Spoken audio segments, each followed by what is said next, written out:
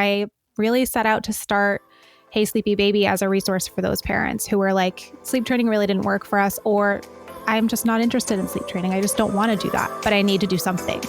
Hey mama, it is Celia from Bougie Mom Friends. If you are trying to find balance being an amazing mom while still trying to find time for you, you are in the right place. My co-host Cammie and I are here to talk about all of the things from trusting your instinct with your kids to carving out space for self-care and even indulging in a little pop culture escape. It's all about real conversations with moms who get it, because we're all about thriving, not just surviving. So take a breath, grab a drink, and join us, your Bougie Mom Friends.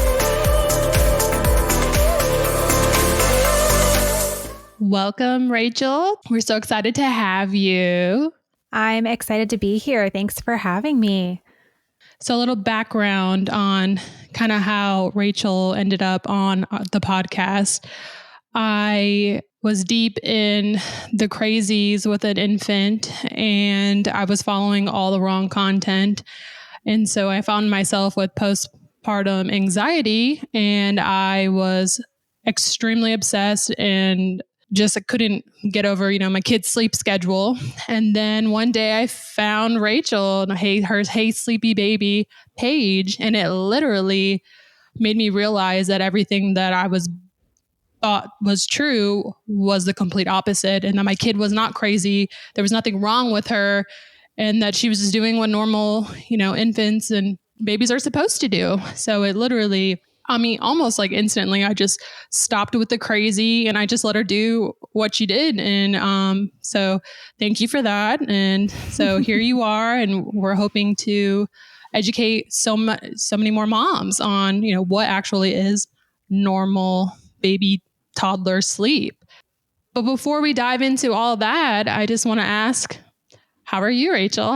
How's mom life? You have 3 young children. Yeah. So how's that going? It's going good. It's definitely a lot. But yeah, I'm good. My youngest is kind of entering that phase. She's about 18 months. Actually, no, she's 18 months today. So she's kind of getting to like my favorite stage. I love toddlers so much, like from 18 months to like 3. I just think it's so fun. So starting to kind of like come up for air a little bit. Your oldest is 6, right? Yeah, he's 6.5. So they're like, my oldest and youngest are exactly 5 years apart. And then my middle is 4. Okay. Mm-hmm. Okay, so 6, 4, 18 months, and today's May 1st. So we are twinsies for the first of the month. Love it. Lakin turns 2 on June 1st. That's my sister's birthday. Wait. This is this. Yeah, today is the first. I'm like, wait, is it the second? Is it really? Yeah. That's awesome. Gemini. Wow. Love that. I feel like I'm on the complete opposite spectrum, which I think will help make an amazing conversation, because I did 0 sleep anything. I had a tough postpartum, so most of my maternity leave, I couldn't do much besides hold Lakin. And then that turned into me basically not doing any training or no training. And I'm sure we'll get into it, but I am like completely naive to anything related to sleep. And I'm sure there's a lot of moms out there that are in the same boat as me. So I may be asking questions today with 0 knowledge. And 0 expertise. So bear with me. But I think it might be helpful because I'm kind of coming into this blind, in the sense of like, I've never really leaned into it at all. I think that's great. Or researched it. Yeah, I think that's great. I think in many ways, there's too much information out there right now. Mm-hmm. So if you can get by unscathed by like other people's opinions and stuff like that, I think that's awesome. Yeah. So what do you want moms to know? Just like right off the gate. Yeah. Just that it's most likely normal. Like whatever is already happening is probably normal, and it's probably not as much within your control as you've been led to believe. So the whole like putting them down sleepy but awake. I hate that. Yeah. It's like literally impossible. Yeah. Some babies definitely do it. What is that? Putting them down sleepy but awake? So it's like a sleep training thing where basically they say you should be able to put your baby down awake. So they're, they're sleepy, they're tired, they're ready to go to sleep, but they're not actually asleep when you put them down in their crib or bassinet or whatever. Oh. So yeah, they basically say that that's like a really important part of them learning how to sleep independently, is if you can just like put them down and walk away and they'll put themselves to sleep, which yeah, it doesn't really go that way for most people that try it. I never did exactly. that to this day. Exactly. Lincoln is still, he's going to go on too, and I'm still there till he falls asleep. Yeah, that's so normal. Oh my gosh, I That's had so no idea normal. that was a thing. Yeah. Oh, That's yeah. very judgmental. Why do you think, now I'm sure there's data and science that relate to like the positives and the negatives, and I'm sure it has to do with like your household and what's right for you. But like, where did that come from? I've never heard of that. I feel like did our parents' generation do that, or is this like newer? No, they did. I mean, really, the origins of sleep training come from like the late 1800s and the early 1900s. There were a couple of books written by men who one kind of originated from this idea of like germ theory, and like you shouldn't be touching your baby too much, kissing your baby too much, holding or hugging your baby, because they thought it would make them sick. So it kind of came out of that, where it's like, no, just put your baby down in the crib and like leave them all night. They need to just be alone. And a lot of just like old school behaviorism too, just this idea that like we shouldn't be giving in to a baby because they need to be like shown who's boss. We're the parents, we're in charge. The marital bed is for the man to have his wife, and there shouldn't be children in there. So just like a lot of these old beliefs that for some reason people still hold today, and it's just like repackaged in all these different ways. And it's mostly sold now by women, which is very interesting. So anyway, the drowsy but awake thing basically comes from the idea that like if you rock your baby to sleep or feed your baby to sleep, they're going to expect that every time they wake up throughout the night. So if you can put them down and teach them how to fall asleep by themselves, the theory is that they will do that for themselves throughout the night. But really, it's an issue of temperament. It's just really not based in all that much science, unfortunately. Yeah, my daughter had the I'm not going to be sleep trained temperament. So did my son. I mean, she screamed for like, they're like, oh, try for 10 minutes. I mean, I was like, oh, maybe longer, 20 minutes. I mean, she screamed like not normal, like screamed. Yep. I was like, this is not a thing. Yep. Yeah, that's interesting. I feel like as a mom, like you have so much pressure on you. It's so tough to navigate what's right. Like, do you have any tips on as a new mom, or even as a toddler mom, not even necessarily like an infant mom, we think infant 0 to 18 months, but even this goes beyond. Like, do you have any like pro tips for moms just to judge their own situation so that they can navigate it accordingly? Yeah. I mean, I think there are a couple ways to look at it, right? So there's like the sleep for the baby, which as I mentioned is most likely already normal. I have a lot of info on my Instagram page and on my blog actually that talks about red flags, because there are some things that you can look for if you really just feel in your gut that something's wrong, or like you're thinking, oh my gosh, there's no way that a baby waking up this much or being this upset or being this unsettled is normal. There's just no way. And you're having a hard time getting answers from your pediatrician, I would take a look at my red flags info, because there's a lot of things that could be going on that is not your baby's fault. And it's also not going to be fixed by sleep training or like anything that you try. So things like tongue ties, allergies, airway issues, those are things I hear about all the time. And those are not just going to magically go away. So that's one piece. But other than those things, most babies are going to be waking up throughout the definitely first 6 months, definitely a year for lots of them, and even beyond then into toddlerhood.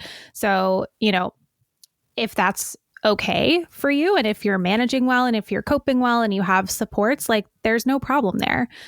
But the other piece to consider, and it will get better with time. Like if there's no medical issue or anything, that will just resolve over time, even if you do absolutely nothing. So that's just one thing. You don't have to make this like a huge thing if you don't want to. Like if you're feeling like your kid is healthy, you're dealing okay with waking up, or supporting them to sleep or doing whatever it is that you're doing, it's working for you currently, like don't sweat it. You're good.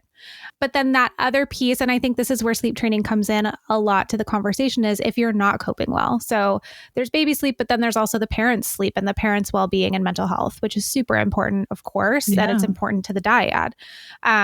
Because infant mental health and parent mental health go hand in hand in infancy, right? So that's where you often see the argument for sleep training come in, is like, well, we have to sleep train because the parents have to have sleep. They have to have their mental health. They have to work, all these other things. And like, I completely get it because I sleep trained my first for those very same reasons, or I tried to, I should say. It didn't work. I guess I kind of came onto the scene because of that, really, because I tried it. I was promised that it would work. I was promised these great results, and it crashed and burned for us. And I was like, well, then what else is there? Like, what else can I do? I don't want to go through that again, but I also really need sleep. So what other options are there for me? And that kind of just opened up my whole world. And I really set out to start Hey Sleepy Baby as a resource for those parents who were like, sleep training really didn't work for us, or I'm just not interested in sleep training. I just don't want to do that. But I need to do something. So yeah. And I think something that's really great about your page in general is that you do not bash anyone. Like if you want to sleep train your kid, go for it. But you never say like, you're stupid, you're an idiot, like some other, like people love to come for people. Yeah. People get really heated about it. People get really judgmental about it. And I've definitely been there. Like I've definitely seen things, heard things where I'm just like, oh my God, like, are you kidding me? But I have grown and matured since I first started my page 4 years ago. And to be perfectly honest, like my views on sleep training have also changed a little bit. Like people who've been following me for a really long time will say, oh, like you used to be so much harder on sleep training. Like, why don't you come down on it as hard anymore? And it's really for me because I don't want to turn those parents away. I want to put all the info out there and show them like, you don't have to do this, because that's how I felt. I thought I had to do it or else it would never get better. Right. Yeah. And I never want parents to feel like that's their only option. So that's now kind of like what I'm most passionate about, is just showing parents that they have options. They don't have to sleep train if it doesn't sit well for them. And it might not be the best option. What I do get really heated about still though, and like what I do sometimes bash, is just the industry in general and sleep training companies in particular, who are like spreading misinformation, using fear mongering to sell their courses, and things like that. Like I have absolutely zero tolerance for that. But the parents themselves that choose sleep training for whatever reason, I really believe in most cases they're doing it because they think it's best, or they really think that they have to. And like, I can't get mad at that, This is not even really an argument, I feel like, anywhere else in the world. I feel like the US is the only one that this is a thing. Yeah. Oh my God. So true. Capitalism driven. Yeah, it's so true. It's a product of our horrible policies. Parents feel really desperate. They have to go back to work. They have to function with very little support. So it completely makes sense why it's a thing. I do actually have a really diverse audience. Only about 60% of my audience is from the US. So It's really cool that I get a lot of other perspectives, and I get a lot of people that write into me like, I love your content, but I really don't understand this whole sleep training thing. Like, why is this a thing that you guys do? Like, we just don't get it. Like other cultures and other countries, like really, it's truly not even fathomable, which is just really interesting. And that also kind of shifted my perspective to be like, well, okay, let's look at this. Do we really have to be doing this? Is this really something that is quote unquote normal to do? Because I think here we feel like everybody's doing it, so we should too. And if you look at a global perspective, it's like, it's actually very much not a thing most other places. Even from like coming from the digital space, I find it very interesting that 40% of your audience is global. That's not easy to accomplish. Like you should pat yourself on the back there, because most of the time when you're doing any type of like social strategy, you're just going to reach, within the United States. So the fact that other countries are like leaned in and like giving those experiences, like that's so crucial, I think, to educate women. You said something that was really interesting to me that I'd like to touch on. So you said that you don't like the false information and the red flags and the fear that's put out there. What and how do you identify that? because that raises such a great point is we get so much content consuming our feeds that you don't know your right hand from your left hand. Do you have any tips on how to kind of vet out to make sure that what you're looking at, what you're reading, and what you're going to actually implement into your, parenting strategy is like actually viable and healthy? Yeah, it's so hard. And I know that it's hard because there are times where something will come across my feed and I'm like, wait a second, like, is that true? And even I need to fact check it. So I'm like, the average parent who doesn't have thousands of hours of sleep education and research under their belt like I do, like there's no way they're going to be able to figure it out. So that really sucks. And I don't know. I don't know what the answer is because social media is just such a dumpster fire for misinformation of all types, right? Like political, medical, everything. I mean, always just do your research. Like if you see something on the internet, fact check it. If you don't have time to fact check it and the person doesn't provide any type of credible source, ask them for it. And if they don't get back to you, if they say that there isn't one, it's just their opinion, then like take that with a grain of salt and don't do anything. I mean, really just don't do anything that doesn't feel good to you, right? Like even if you saw something totally benign, like drinking cherry juice can help with sleep, right? There's not a ton of research about that, but it's something that's like, it could help, right? So why not try it? It's not going to hurt anything.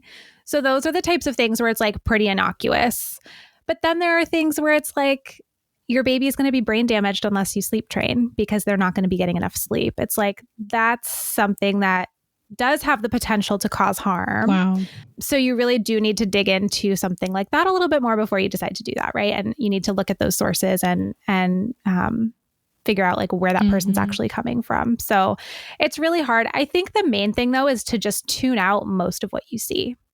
You're going to get conflicting, even within like the more holistic, gentle sleep space that I'm in. Like there are conflicting, not necessarily contradictory ideas, but everybody has their own style. Everybody has their own opinions. Everybody has their own approaches. Yeah. So I think to keep it simple is honestly just the best answer. Like find a couple of people, maybe one or two tops that you like and that you resonate with and that you trust, and kind of just filter out the rest and tune out the rest because it's just too much. Even too much of a good thing is too much, right? Like even if you're consuming tons of really amazing evidence-based information, it's still going to be overwhelming if it's too much. So to dive into kind of a real life example, Celia and I both have toddlers. Well, mine's almost 3, so she's almost out of that range. And her son's almost 2. They both like to co-sleep. Mine comes in the middle of the night. Once every night she'll come in and sleep. And then Lakin starts out with you guys, right? Oh yeah. Yeah. Like we go to bed when Lakin goes to bed. And by the time he actually falls asleep, which is like 2 hours after, because he's really rambunctious and wants to talk your ear off, we're sleeping because we're so tired. So yeah, these are 2 real life situations with toddlers. Yeah. Will they eventually just sleep on their own? Or do we have to like do something about this? No, I mean, there's not a lot of like teenagers that are still sleeping with their parents. So it will happen. It's more just a question of when. And that is different for every kid and every family. So, some kids I hear all the time where parents tell me like, at 4 or 5, they just decided they wanted to sleep in their own room and it's been great. Or like they had a little sibling and then they decided they wanted to share a room and it's been good ever since. So, it happens at a little bit of a different pace for everybody. And it depends on kind of like what's happening in the family. One thing you could try, because like I co-slept with my middle and I co-sleep currently with my toddler. One thing that we like to do is having them just like start out the night on their own sleep space. So like for Lincoln, your almost 2-year-old, that could be like your first step if you wanted to move away from co-sleeping, is just working on a nap or working on bedtime, being in his own space. And then you just kind of like try to build up over time to the amount of time he's spending in his own room versus your room.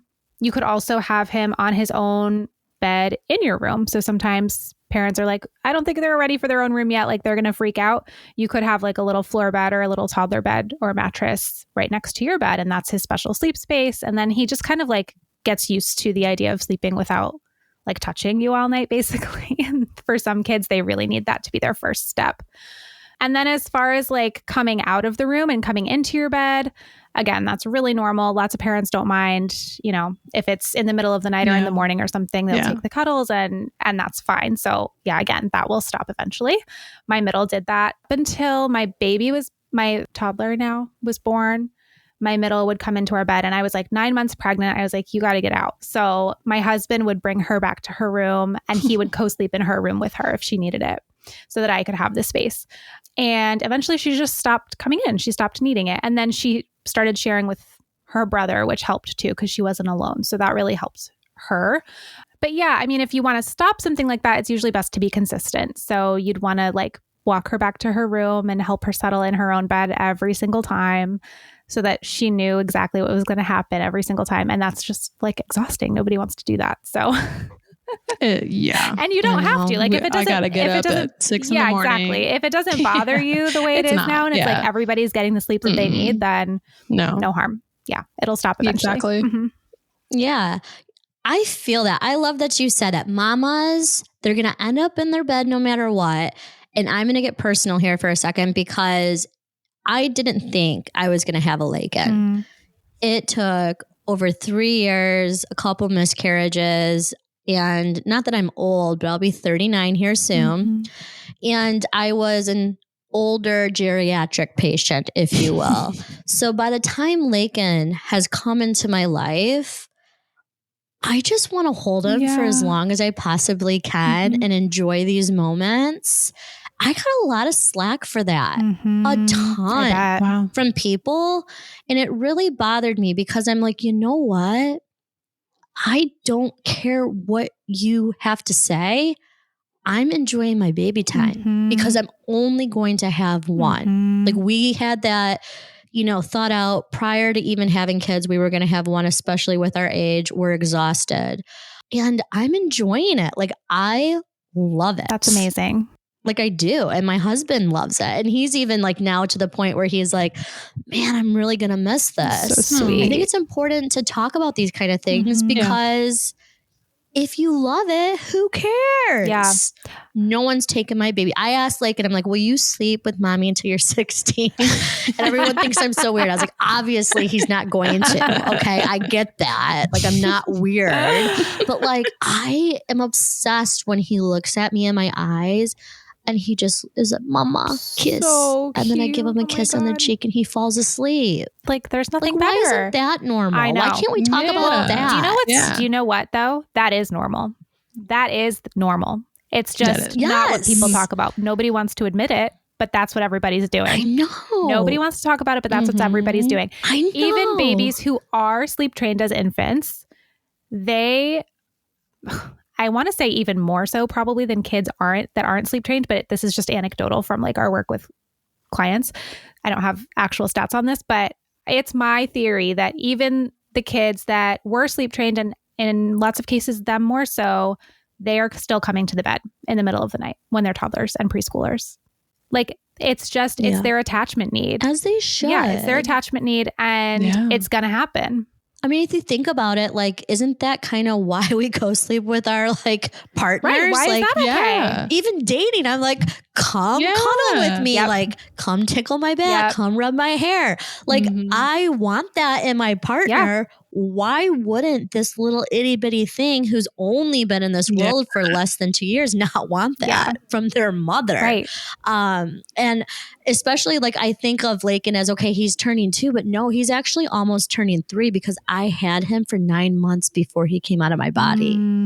And so like I feel even more of a passion and connection to keep that bond going while I can. I totally get that. I'm getting really emotional, but I'm like, this is the first time I've ever been able to talk about this with anyone. So I appreciate this. I love it. And I love that your husband is on board too. I think that makes such a huge difference because I work with so many families where the husband is like dying to get the kid out of the bed and mom feels all this pressure. And it just is so unfortunate because it really is such a short time. And like, I know with your first, or even if it's your only, like you don't necessarily see that, like how fast it goes once it's gone until it's over. And then, and then you realize like, oh, that wasn't so bad. Like a couple of years, who cares?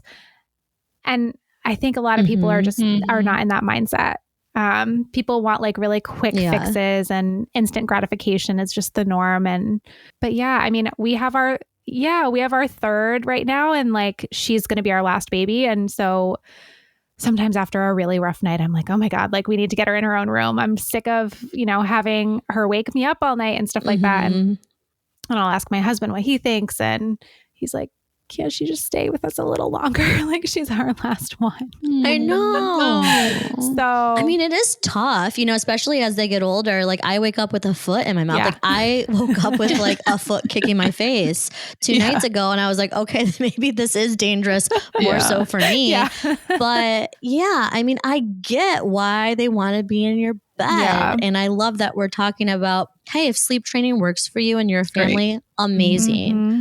But I think it's more so important to talk about the warm and fuzzies because everyone feels so judged. Even like when I go to the pediatrician. Oh God, yeah. She's like, is he in his bed? And I'm like, no. What do you mean? Don't judge me. I was like, no, he's not in his bed. Like he hasn't been in his bed for quite some time. I was like, but moving on. I'm not talking about this with you. Just pretend, just type in your little system that he's in his own bed. Just say whatever you need to say. Why is that a thing? Yeah. Why do they like push it down our throats at the pediatrician's office? I wish I knew the answer to that. I really do. I mean, I think so crazy. Most pediatricians enter that field because they love kids and they want to work with families and help families. Like I think they have the best of intentions. Yeah. Unfortunately, there's very, very little on infant sleep or even lactation in medical school. Mm-hmm. So it's really kind of up to the doctor to stay up with, current research and best practices and things like that. And telling parents to sleep train is the quickest, easiest thing for them to do when they have to see, 20 patients in a day. So I get it, but it really is unfortunate that it's not better because a lot of people it's just more like a standardized practice. Yeah, it's just easy. And it's like there's no liability there, which there should be because nothing is without risk, right? But I mean, that's a whole conversation I could definitely have all day long. I could talk about it all day long. I had a girlfriend and her baby was a lot like my daughter, the temperament as to he wanted to be touched. And so she kind of like told me it was like a big secret. She's like, oh, this sleep training thing is not working. Like, what do you do? And I was like, honey, I don't sleep train, honey. She sleeps with me. She, that's the secret. Yep. She's like, really? And then I showed her your page and then she was like, oh my God, like I feel so relieved. And it's so sad though, like no one really like feels comfortable. They're scared they're going to be judged, but I think we need to like normalize this conversation. I agree. I think we need to normalize all of this stuff. And I love that you guys are just like so open about it and saying we actually enjoy it. Because I think there's also this like myth or misconception, I guess, that if you don't sleep train, you must be completely miserable. And if your kid is in your bed, you must be dying to get them out. And it's just not, it's not the case. I think lots of parents are like totally cool with it. Lots of parents actually really enjoy it that way, but we're made to feel like we should hate it or we should be trying to change it all the time, right? Yeah. I'm like a working mom and I'm in the medical field. So I do a lot of call. And sometimes I don't sit, I'm not there for nighttime. Sometimes I roll in at 1 a.m. and knowing that she's in the bed just kind of for me makes me feel a little less mom guilt, a little better to have that connection. Yeah, you're having that 100% time overnight. Lakins in daycare. Yeah. Oh yeah. And I don't think I could, I used to have a nanny. Then we moved him to daycare because he wanted to be social. He loves school. But I don't think I would. I think I would have a lot more anxiety and maybe even depression if I didn't have him overnight because I feel the same way, Cammie. Like I feel like I'm making up time that I don't have during the day. And for me, it's impacted me positively on my mental health.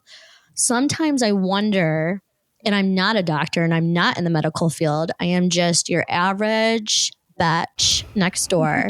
But sometimes I do wonder if women feel even more anxious because they're kind of forced or coerced to live an unauthentic life because everyone's telling them to go against maybe what feels natural to them. Yeah. And then they wonder why women have such bad mental health after maternity. It's like, listen, like we barely get to heal. Okay. My tear is still there when I'm going back to work. I have not slept. I had complications, so I haven't even enjoyed my maternity leave. Yeah. And now you're telling me like I just have to send this baby off. Like it just is so bizarre to me. I agree. Like I think that sometimes our society is 100%. what is causing so much mental health. Yeah, it is. 100%. And there's actually someone that was on my podcast recently was telling me, her name is Shaylee Tor, and she is a researcher, and she is getting ready to do a study on the positive effects of bed sharing on maternal mental health. So I'm really excited to see what she finds, because it's going to be really cool. And just like anecdotally, I had postpartum anxiety, and it was 100% fueled by sleep. I was obsessed with, this was with my first, I was obsessed with schedules, tracking everything, how many minutes he slept, how many minutes each wake window had to be. I just thought constantly that I had to be like fixing it all the time instead of just going with it. And I talk to so many moms now. Like I talk to hundreds of moms a week, and I hear this over and over again, that like these schedules, these tracking apps, this sleep training content, it's doing nothing positive for mental health. No, it's so crazy. And you know, some moms say the opposite. Some moms say, "Oh, sleep training totally saved my mental health." Yeah, I was going to say, disclaimer if you like it. And that is valid. Like if you're a schedule girly and like you have a baby and it blows up your entire world because you just need to follow a schedule to feel okay, then going with the flow and being loosey-goosey about sleep is maybe going to send you into a tailspin. And maybe you do need something a little more rigid or a little more regimented, and that's fine. But I think just the main thing is that there's no one thing that works for everybody, right? There's no one magical solution. There's no one size fits all. It's just like feeding. Like not everybody wants to or can breastfeed, and not every baby is able to breastfeed or, you know, reacts well to breast milk or formula or whatever it is. Like there's no one size fits all for feeding. There's no one size fits all for development. Every baby develops at a different pace and needs different things. And sleep is the same way. Like there's no one thing. I have a question. So kind of rolling off of this, when you were on the go. So don't judge me, but I am the mom where I was like, I'm living my life. Like, kid, you're going to have to learn to sleep anywhere, everywhere. We went on a trip with our friends last summer, and we were at tea time. If you've ever been to Mackinac Island in Michigan, it's the best. But anyways, we're at high tea time, and they have these lush velvet couches, and I basically just throw Lakin next to me, and then he just like falls asleep. And my girlfriend, who also had her daughter, was like, wow, he'll just sleep anywhere. That's amazing. I was like, yeah, like I just like assume he'll just sleep wherever we're at. But I have a lot of friends that don't feel comfortable with that. Like, do you have any advice? If I'm wrong, I don't think there is a wrong, but I think I'm doing something right by allowing him to kind of just be comfortable wherever. But do you have any advice for parents that want to get to that point? Or if I'm doing it wrong, like what is like, how should we be dealing with kids when we're traveling on vacation? Yeah. I love this question because it's almost summertime and I'm getting ready to travel with my kids too. And it's really, it's not that you're doing it wrong. You're not doing it wrong. You're also not necessarily doing it right. Like it's really, it has so little to do with you and what you're doing. And it's the kid's temperament. Yeah. Because all parents say that, especially first-time parents. They're like, this kid is going to come with us and do whatever. They're going to be so adaptable. They're going to be so chill. We're going to get to like live our regular life and they're just going to tag along. I think like 99% of millennial parents in particular say that before they have their first kid. And then the kid either falls into that. Like the kid is, you know, a more maybe chill, easygoing kid, or they're just adaptable. And so they fall into that. And then the parents are like, oh, look at us. We did so great. And then there are other kids who are like, absolutely not. I will not sleep in a stroller. I'll scream. And then those parents are the ones that are like, okay, I guess we're going to just stay in our house for the next 2 years. And you don't hear about those experiences very much, right? Because nobody wants to admit failure or defeat. So that's one piece. But there are things that you can do to like help encourage those naps on the go and that flexibility for sure. So one would be, you know, when you do have a newborn or a young infant, don't just stay inside and do naps in a dark room with noise machine and crib all the time, because that's going to be the conditions they get used to. And some kids with more sensitive temperaments do really need like less stimulation. They're going to have a harder time falling asleep on the go or in new places, no matter what you do or don't do, because it's just them. But for the majority of kids, they are going to be fairly adaptable when needed, right? So maybe they prefer to mostly nap in their crib, or they mostly prefer to take naps on you with their little routine. But like on vacation, they'll sleep in a stroller, or they'll sleep in the car when they need to, things like that. So you can always have, I call them sleep associations, and this is not like a term I invented, but sleep associations are basically just anything we associate with sleep. So adults have them, right? We have like, our sound machine, or our special pillow, or a show that we have to fall asleep to, or a meditation app or something. So those are the things we associate with falling asleep, and babies have them too. So for most babies, like their very first and strongest sleep association is us, like our body. They want to nurse, or they want to sleep on us, they want to smell us, things like that. But you can encourage other things too. So things like a dim or dark room, or their sleep sack, or a special playlist, or a white noise machine, or rocking, or bouncing on a yoga ball, like all those things. And so when you're getting ready for travel, you can just introduce some things that you'll be able to recreate when you're on your trip. So like a portable white noise machine, or holding them in a carrier and getting them to get used to carrier naps, so that when you're traveling, you can just pop them in and you can continue on your merry way, and they'll take a nap in the carrier. Things like that. Work a stroller nap into your routine once in a while, so that when you're traveling, they're used to sleeping in the stroller. Different things like that. So you definitely can encourage flexibility, but yeah, more than anything, it's kind of a temperament thing. Yeah, I love that you said that, because sometimes people will ask me, like, oh, how does he do it? And I'm like, I think it's just him. Like, I think he is, so I think it's important. Mamas, your kid has a personality. They're going to choose what's right for them. So again, don't feel judged. Right. But I do like all of your tips, because I would not in the moment think to introduce different scenarios just to get them used to it. That's a really nice takeaway. I like to tell parents too, like if they're going to use a pack and play, for example, on vacation, like set up the pack and play in your house a couple weeks before, and like let them explore it. That's good. Let them crawl in and out of it. Maybe try a nap or two in there, so that they're not seeing this new like cage for the first time when you're on vacation. And like, I'm not getting in that. Yeah. But yeah, I mean, I also think like your attitude towards sleep sounds super healthy. So like your kid isn't caught up with like, I don't have my crib, I don't have my dark room, I don't have my sound machine, I don't have all my stuff that I need to fall asleep, I don't have this exact perfect routine. They're just like, oh, cool, I'm tired, I'm going to chill here. And part of it too is our attitude around sleep can't be so rigid, and we can't view sleep as this huge, scary, stressful thing, or else they're going to pick up on that too, and they're going to internalize that sleep is stressful and scary for mom. So I don't really like it.